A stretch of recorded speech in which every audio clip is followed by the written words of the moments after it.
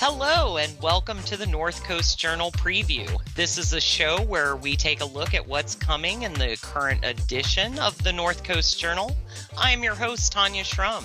We are joined, as usual, by the North Coast Journal's news editor, Thad Greenson, and arts and features editor, Jennifer Fumiko Cahill. Greetings and welcome to the program. I hope you're both having a great week. Doing good. How about you, Tanya? So good. I'm doing well. So another week in paradise, and let's see what we have to look forward to in this week's journal. Thad, what do you have for us this week? Yeah, this week's cover story, I got the chance to take a look at the Humboldt Wildlife Care Center and some financial troubles it's having. Story kind of came on our radar out of nowhere last week when the center sent out a red alert email, fundraising email to its donors and supporters, which was forwarded on to me. And we'd written about the Wildlife Care Center, I think 6-7 years ago. I think it was back in 2017. Did kind of a nice profile of its director, Monty Merrick, and talked about kind of what the center does. And so it just seemed like this was a really good chance to revisit it and to let folks know that it's really in need of some community support. It is the only wildlife rehabilitation hospital between Santa Rosa and the Oregon border, and treats animals that come in from as far east as Redding.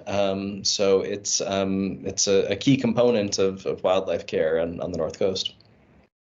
It is very personal to me as a retired veterinary nurse, and I'm really happy that you were able to cover this and get the word out, because they are on a shoestring budget, as you wrote, and any community help would be appreciated.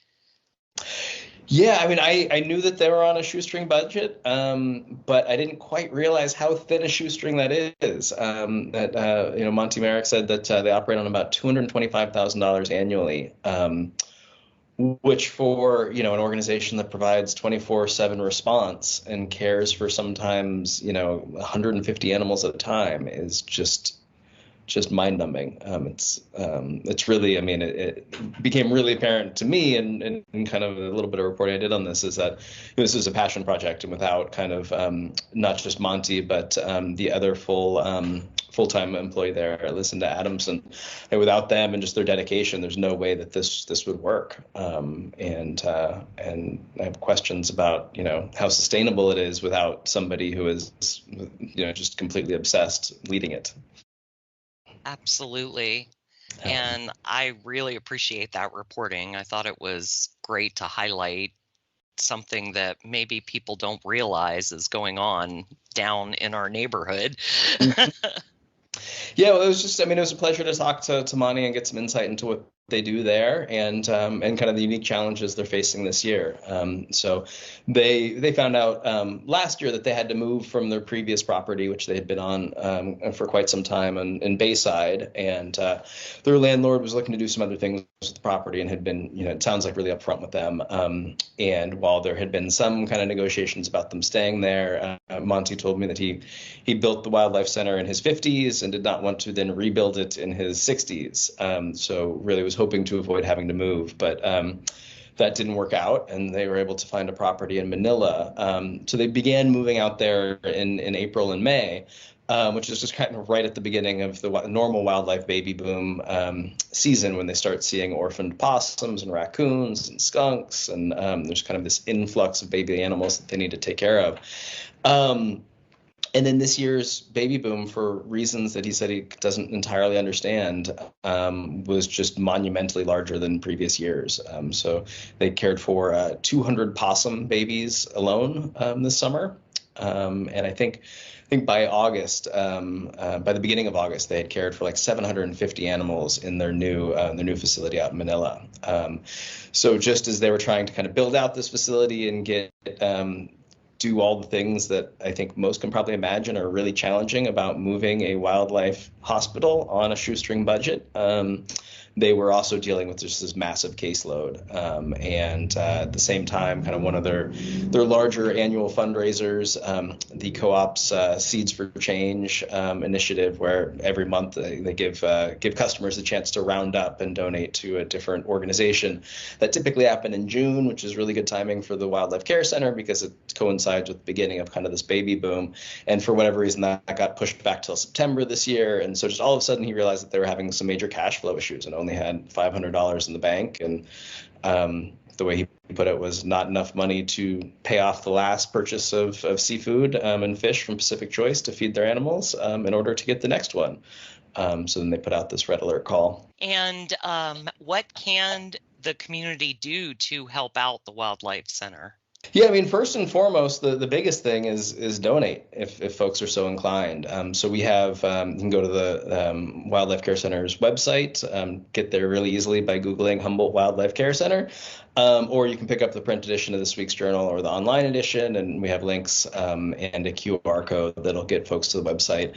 But that's kind of first and foremost. They need, what they ideally want is folks to contribute commit to contributing monthly or yearly, so that they can kind of plan around those donations and budget around them. But beyond that, they're also just constantly looking for volunteers, people to help out. And there's no shortage of stuff to do, from caring for animals, cleaning enclosures, to building new enclosures. They're in the process of, like I said, really building out that Manila facility. So they have plans this winter to put in 3 seabird ponds. They're working on a large raccoon enclosure now. They want to build out their deer enclosure too. So if you have some carpentry skills, if you have materials, all that stuff, reach out to them about how to help. Thank you for that, Thad, and thank you for a great story to bring to the community. Can we shift to the next story that we're covering this week? Yeah, I also kind of wrote a rundown of some alarming news out of the Fortuna Police Department that's kind of trickled out over the last few months, and then kind of hit an exclamation point last week with news that separately a 13-year-old and a 15-year-old were arrested on firearms charges after the police department got word that the 15-year-old was bringing a loaded handgun, to the campus of Eel River Community School. Reportedly in response to some kind of ongoing beef with another student that turned out to be the 13-year-old who was arrested later that day off campus, also with a loaded handgun. And so, we run the Ferndale Enterprise too, so we've been kind of keeping close tabs on what's happening in Fortuna, the Friendly City. And this is just the latest in kind of a series of incidents involving guns and teenagers that is pretty alarming. So back in July, there was a drive-by shooting in Fortuna that an 18-year-old was arrested in charged with attempted murder. And then the following month in August, there was a incident where I think 17-year-old shot himself accidentally. He was, according to the police department, was riding his bike and had a handgun either in his waistband or his pocket, and went to adjust it and accidentally shot himself in the groin area. So just, kind of some shocking local incidents with some pretty young kids and young people with guns. And it seems our area is not immune from what's going on nationally in this gun violence. Yeah, I mean, it certainly, thankfully, none of these incidents led to major harm being done. I should note that the drive-by shooting, nobody was injured in that. The kid who shot himself accidentally is expected to recover. And then thankfully a community member came forward and alerted campus officials on Friday to the notion that this kid was going to be bringing a gun to campus. I got a chance to talk to Stacy Young at the Humboldt County Office of Education, which runs Eel River Community School, and she was just expressed her gratitude for that community member, and saying, you look at the headlines across the nation, you look at all of these awful school shootings, and you wonder, if somebody had similarly picked up the phone and made a call in those cases, had they had the opportunity, what might have been different. And she didn't say this, but I couldn't help but think, on the flip side of that coin, what if somebody hadn't picked up the phone on Friday? What kind of story might we have been writing about the school down there? It's really important to get everyone involved so that we can avoid as many tragedies as possible. I really appreciate the reporting on this story. And of course, you can pick up this week's North Coast Journal and read the complete story. So, Thad, do you have any other thoughts before we shift to Jennifer and what she has for us? Yeah, I just wanted to mention and highlight a piece that we have in this week's journal. We got word a couple weeks ago that Sam Armanino, a Humboldt State University graduate and former intern, photographer, videographer here at the Journal. He also did a short stint as a crime reporter at the Times Standard. And he passed away in a mountain biking slash kind of trail clearing accident in South Lake Tahoe. And this was just, crushing news for us in the newsroom at the Journal, really everybody who knew Sam, and the journalism department up at Cal Poly Humboldt. And so we have a piece in this week's paper by Marissa McGrew, who was a longtime friend of Sam's, just kind of remembering him for the really the talented photographer he was, but much more so just the special human being. For those who got to know him, he was just, one of those people that's kind of a ray of sunshine and shows up with a smile every day, and is just genuinely fun and invigorating to be around. So it's Which was, loss. Of course, somewhat incongruous in a newsroom full of bitter journalists. But it was a pleasure having Sam. And I think some of the heartbreak of losing him so young is that I think all of us felt that we were mentoring him for a future. And, so we're very sad to lose him. Yeah. My condolences to all of you that knew him and his family. Yeah, thank you. Marissa, at one point in her really lovely piece, described Sam as having lived with a perpetual stoke for all things. And I feel like that is just the perfect description of him, and something that we can all take from him and, learn from him and try to live with a little bit more stoke in our lives. That's very moving. And again, my condolences to all of you. It's always hard to lose someone, and even so much harder when they're young and it's unexpected. Well, I know this is a hard shift over to the arts beat, but Jennifer, maybe you can soothe us with a story. I don't know if you're a wine person. Are you a wine person? I love wine when I can afford to. Otherwise, I'm definitely a beer kind of pocketbook. So sadly, wine is utterly wasted on me. But that is why wonderful people like Erin Young, who is a occasional freelancer for us and a wine educator, and she's like qualified as I think she's a sommelier, but she is a consultant and wine and spirit educator trust student. She's fantastic, and she's very fun and down to earth about wine. There is no snobbiness in her work, which is why I'm so happy to have her covering this story for us. I think there's a lot of talk about organic foods and organic wine and things like that. And so in the past few years, a big thing that's come up is natural wines. And you think to yourself, how is wine not already natural, right? Because it's been since, ancient Greece or whatever.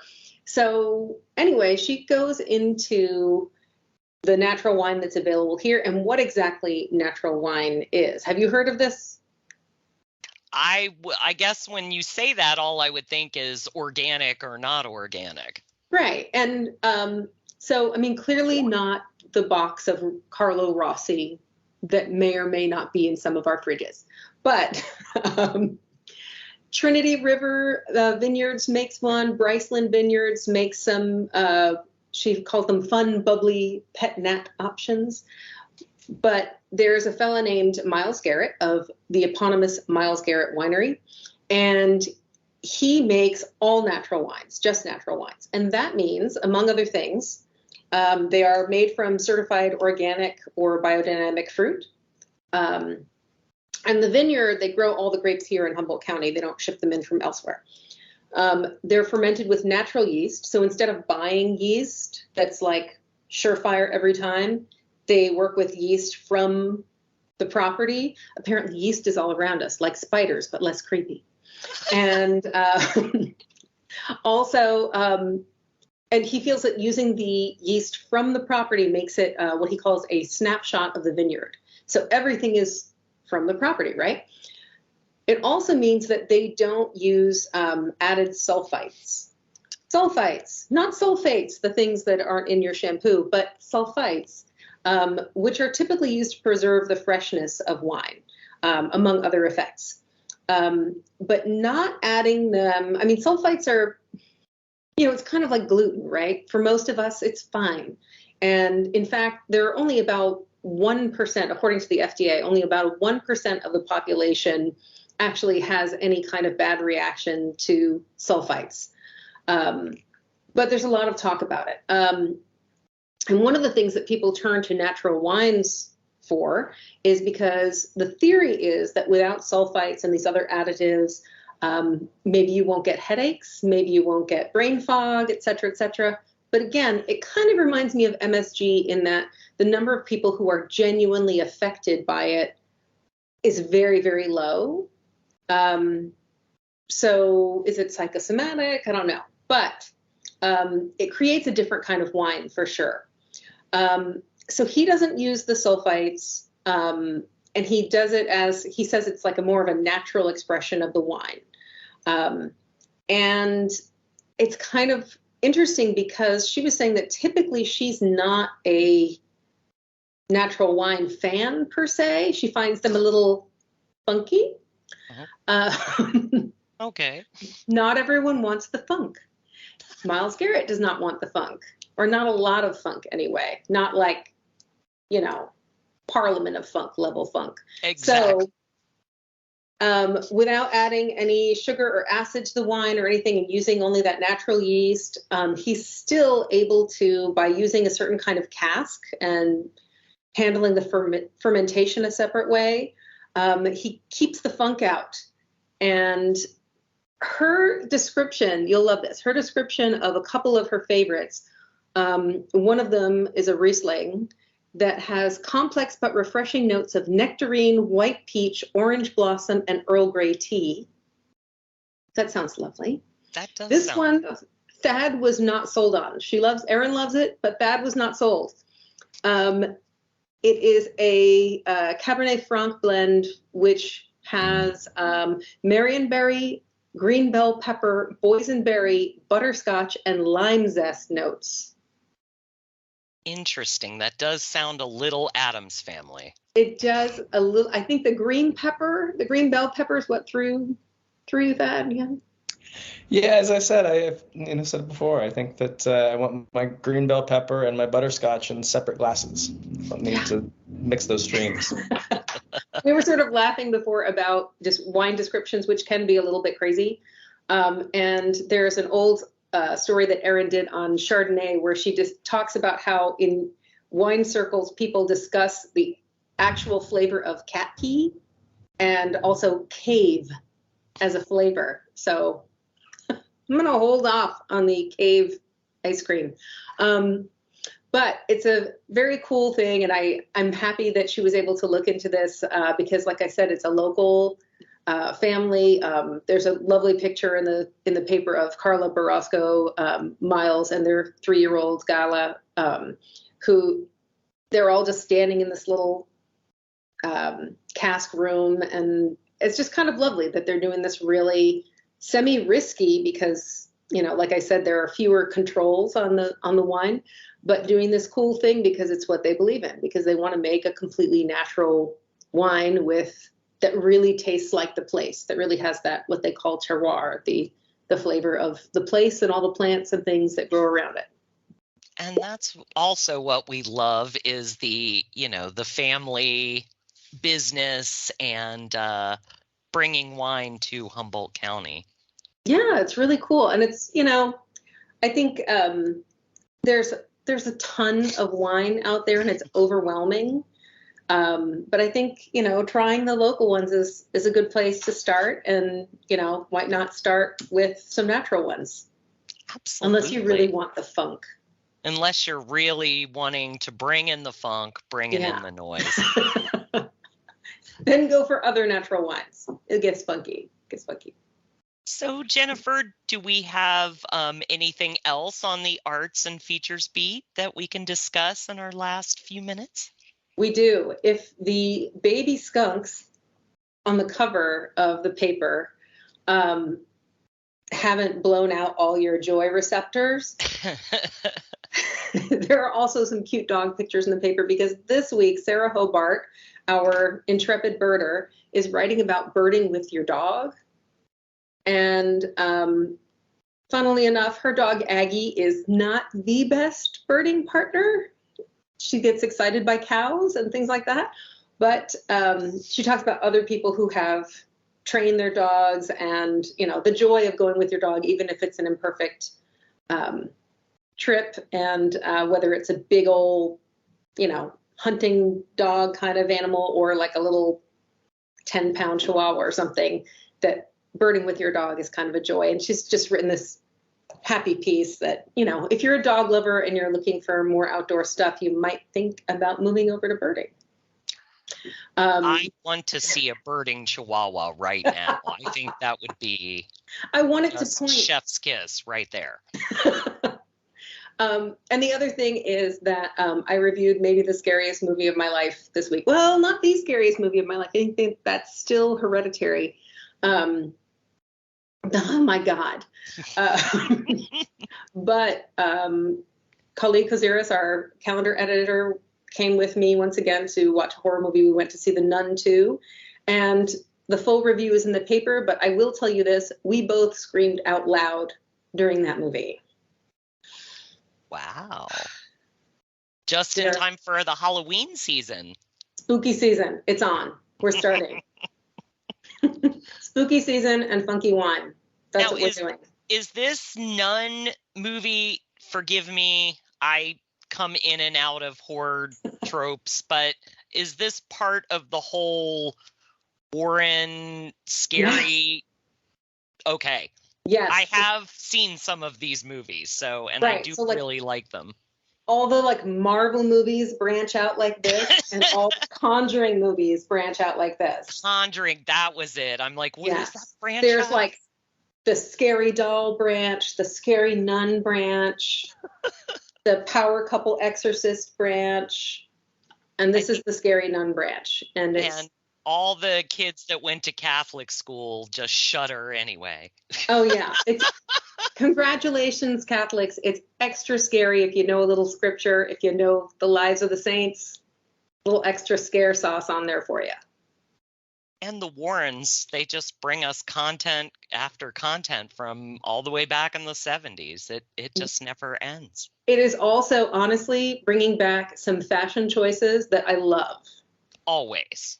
Yes, this one is very 50s, late 50s. So while you're enjoying this, in between, biting your nails down to skin, you can be enjoying some wonderful sweater sets and things like that. Enjoy. Well, thanks for that, Jennifer. And, that about wraps up the time that we have for this week. The current edition of the North Coast Journal is available on newsstands now. Pick up your copy, read it cover to cover. And you can also, of course, find it 24/7 at northcoastjournal.com. My name is Tanya Shrum. Thanks for listening, staying informed, and supportive of our community. here on the North Coast. Thank you very much.